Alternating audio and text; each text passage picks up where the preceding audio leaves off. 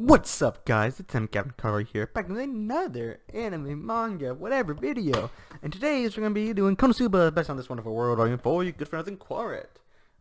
So I enjoyed it, so how much? Now, before I get into the review, I do want to say that initially, before I read it for the second time, because once again, each one of these reviews are after my second read-through of the novels, I didn't like it that much. I did like it more than book 3, more than book 1 and 2, but I thought it was worse than like book 6, 3, 13, stuff like that, which all I consider like probably near the lower end of the novels. So like I might not enjoy it too much, but thankfully my expectations were subverted.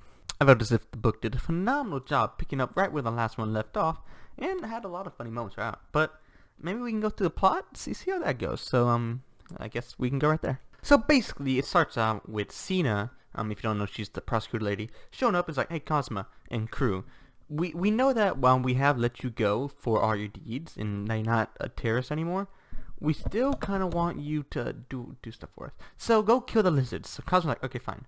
And before this, and so they're talking, they're like, "Okay, let's go kill lizards." And they go. Cosmo dies, but how? Okay, so earlier in the day, he's chilling under his little bed. He's like, "Okay, I'm chilling," and of course, Megami and Darkness like, "Hey, let's go for a quest because winter's over and it's now springtime." Aqua and Cosmo don't want to go, of course, but because Cosmo's under his little heat lamp and Aqua's just being lazy.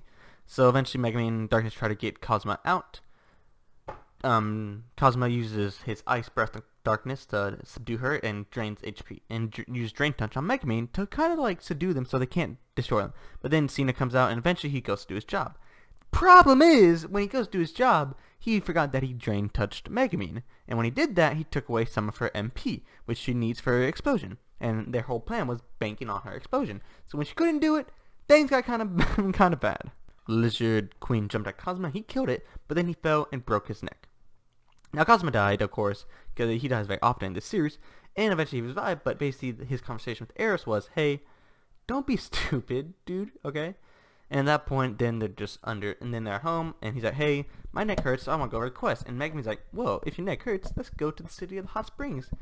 I forgot what it's called. Starts with an A, it's for the Axis code, I don't care. And so they go off, basically. And before this, of course, Cosmo has to deal with Vanir about being a 300 million Aries rich, or 100,000 Aries a month, which I think is pretty obvious what to pick. 100,000 a month, or 300 million at one time. 100,000 a month is good, but it's never going to account to 300 million. So I feel like at that point, Cosmo's kind of making a mistake. But he doesn't choose as of now, so we can bypass that. And they go, and they take Wiz, of course, because Vanir is trying to make money, and Wiz is whole... I feel like Wiz's special ability is that she can't make money. I don't know, it's funny, because like, she'll buy this stupid stuff. It's like, "Oh, hey, we got this toilet to buy." He's like, "Oh, that's really useful." He's like, "What does it do?" "Well, it often floods biblical amounts of water and attracts monsters to your area. So you want to buy it?" "No." But it's good. So he's like, "Please take her wherever you are going. I don't want her here."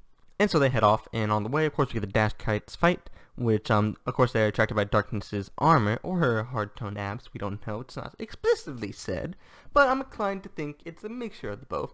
And, of course, they go through that thing. They eventually blow up the hot kites into the cave, and then they're sleeping. And then while they're sleeping, this is after Cosmo, of course, declined the award for defeating the Hawkites, because it's his fault. I mean, it's not his fault, but it's Party's fault.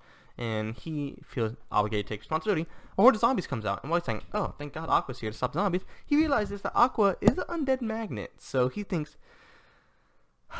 "Dude, come on, dude. I can't take this reward," and he doesn't. But then it turns out the guy who had the carriage is also an owner of the biggest inn in the city of Hot Springs. So they get a pretty good room, I'd say. It's pretty fancy. Of course, at that point, we get a bunch of Axis shenanigans, such as Aqua and Megumin going to the church just to chill, I guess. I don't really know why they went. And then Cosmo and Darkness going to go around. They get a funny moment with the dwarf and elves, which I kind of don't like reading, and I had actually skipped those 2 pages. And then, of course, I went back and read them, but I did not like that tiny snippet. But once again, it's 2 pages, so it's a very, very minor gripe in this book. We also get to see how crazy the Axis followers are, and why the Demon King and all his minions are afraid of them. And like later on in the series, dude, monsters don't even fight them, because like they're scared. The Grand Priest of the Axis cult, like Lord Zealous or whatever his name is, he scares everything. Especially in book 16, dude. It's pretty good. And eventually Dark's like, "Hey, Cosmo, why don't we move here with the Axis cult who fed me dog food at the cafe?"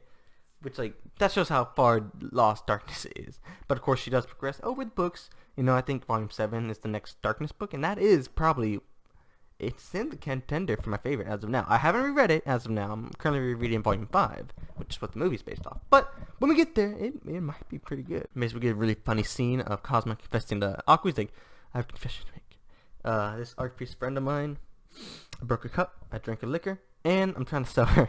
And the anime does really funny. It's like, ah! Where Aqua shakes him, and of course they're fine. And then Aqua tells one of her followers, Eris pats her breast, which like, F you, Aqua, dude. Come on, keep that to yourself. That's just throwing shade. And of course then they go take a nap or whatever, and they sleep throughout the day. At this point, Cosmo finds out that Wiz actually went to the mixed baths, and we actually have a really funny 2-page panel of the manga in the light novel, which I love when these show up because they're really good. In fact, the page is so good, I'll even dub it. So basically, it's because Cosmo missed the chance of the mixed bath because he had to go deal with Aqua's shenanigans. And now read it. At the mixed bath, by chance. Mr. Cosmo, sorry, it's okay.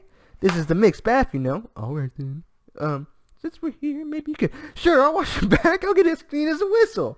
Oh, no, I meant, no, that's not what I meant.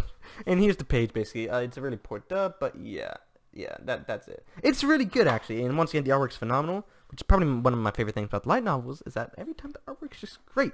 And I do feel like Volume 13 is like the art of Volume 4, but a jillion times better because it's so good. But I digress.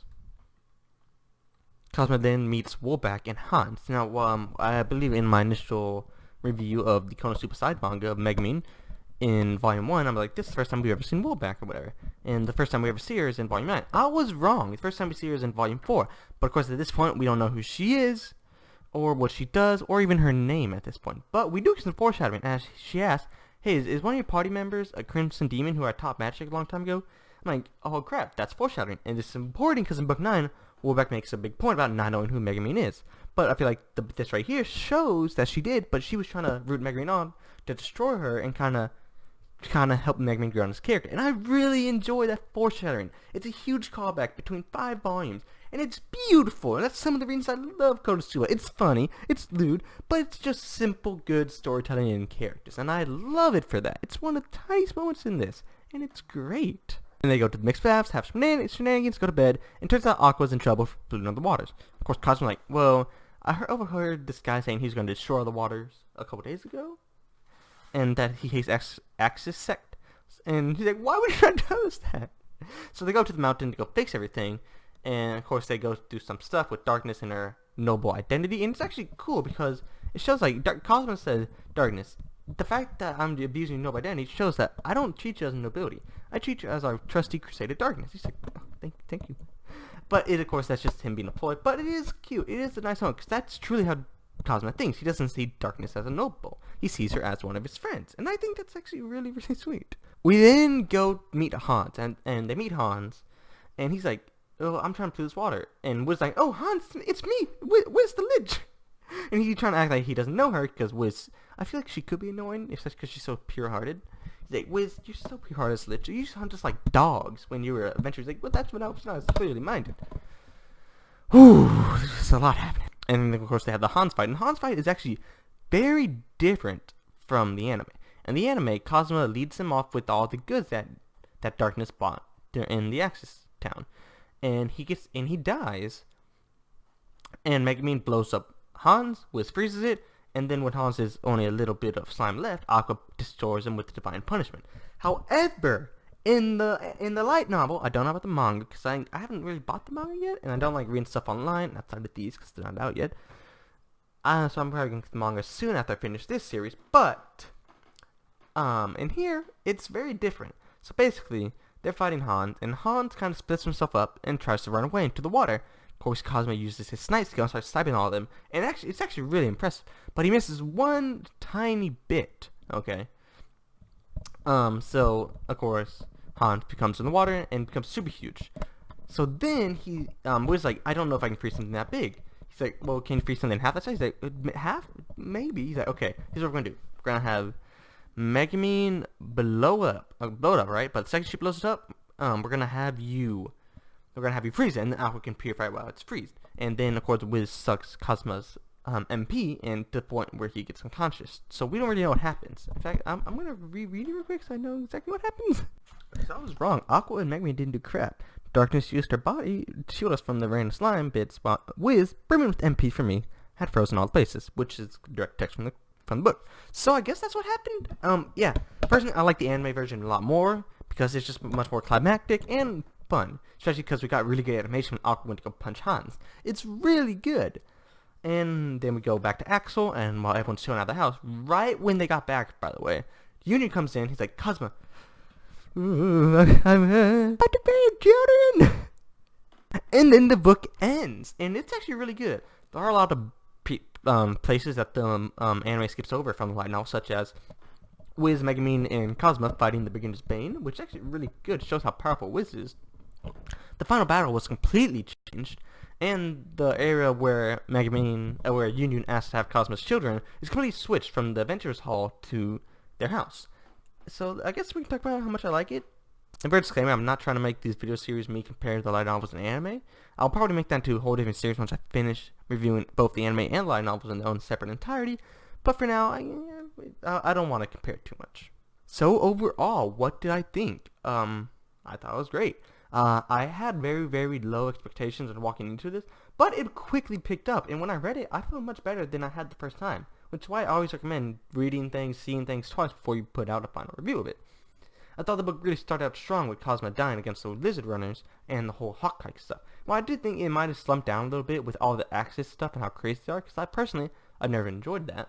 Such as Cosmo ripping up the girl's paper, or the Beginner's Bane, which I didn't enjoy too much as well. It was just cool to see how strong Wiz was. It picked up near the end with all the bath stuff, the final fight, and the very big cliffhanger of Union asking for Cosmo's children, which I thought was really good. And it made me excited for book 5. Don't take that out of context. Don't take that out of context. Overall, I'd have to rate this book on par with books 3. I thought it was really good introduction to the Axis cult, and it developed Wiz's character a lot more. Same with Aqua's. Megumin and Cosmo's relationship developed slightly, I will say that. However, it will develop much, much more in book 5 when she eventually reveals her feelings for him. But I think that since book 2, Megumin has been sort of liking Cosmo, sort of. And it's been steadily developing all the way to book 9 where it climaxes. Overall, 8.5 out of 10. I highly enjoyed it. I recommend if you would see it.